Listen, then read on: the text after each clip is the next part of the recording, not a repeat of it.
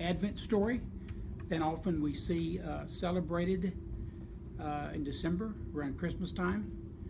Normally for those people who do celebrate, they use narratives that are principally out of the Gospel of Matthew or the Gospel of Luke.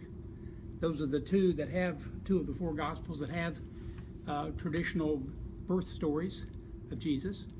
And we know by looking at those that each one of those stories certainly takes a different angle on the birth of the Anointed One.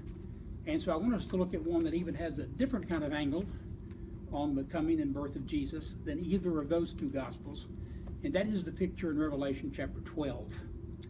And it may be too late for you to work it into your Christmas sermon this year, but you might want to in some future year. In Revelation 12, we have the story of a woman who's pregnant and is about to give birth to a male offspring. But she has an adversary, and that adversary is what I like to call a cosmic red dragon.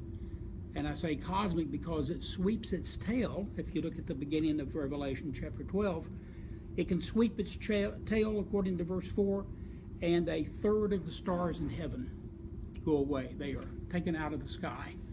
And so this is not your typical dragon for sure.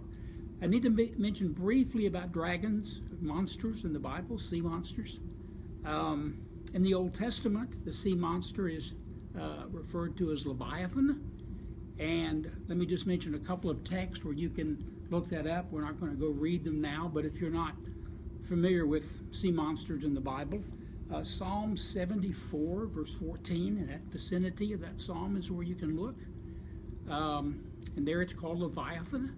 And also you can look in Isaiah chapter 27, and you see the name Leviathan there. And it's clearly this sea monster, and it's an antagonist to God and God's people.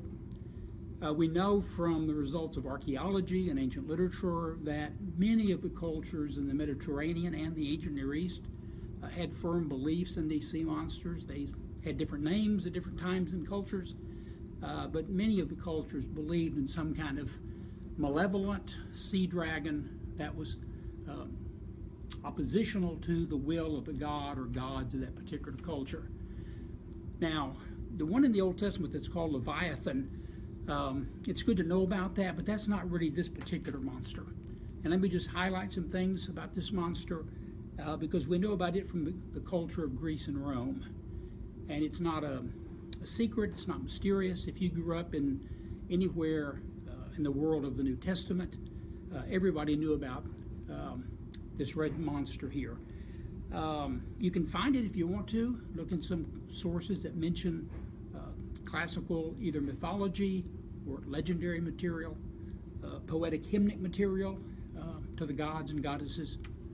And this is the story about a pregnant woman named Leto, L-E-T-O, and she was pursued by this cosmic red dragon.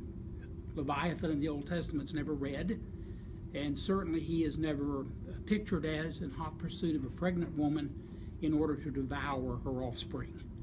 And that is what we have in this story from the classical world.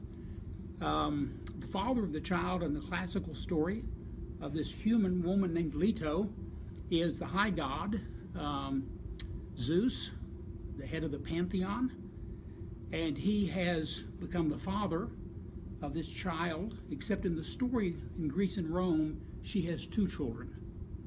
But the one we're interested in, of course, is the male child, and that's Apollo. And Artemis is the other of the two children in this pregnant woman, Leto. The adversary is this red dragon, just named Python, sometimes called Typhon in other material of the Mediterranean Sea. And it is pursuing the pregnant woman in order to eat the male offspring because, in the Greek and Roman story, this serpent knows that if Apollo comes to birth and grows up, he in fact will be slain by this male child when he becomes an adult. So when the story is here in Revelation 12 about a red dragon that is in pursuit, this is a story that people are familiar with. It's an evil dragon, it's a malevolent dragon, contrary to the good things of life and and the will of the gods. And so as this story, which is an unusual kind of nativity story in Revelation 12, was heard by people, it was well known, and not because of the Old Testament, but because of the stories and legends and mythopoetic materials that were well known, particularly in the Aegean region, but also in other places in the Mediterranean world.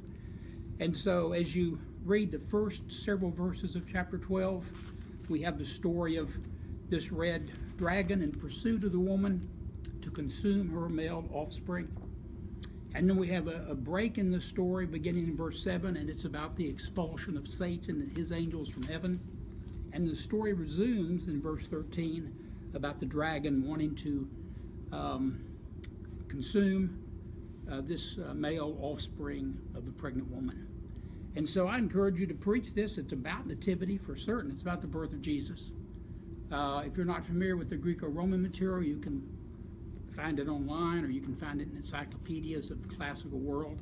And just look under Leto. The goddess who commissioned the dragon to pursue Leto is Hera, the wife of Zeus, and that's because she's upset that her husband has produced an offspring by another woman.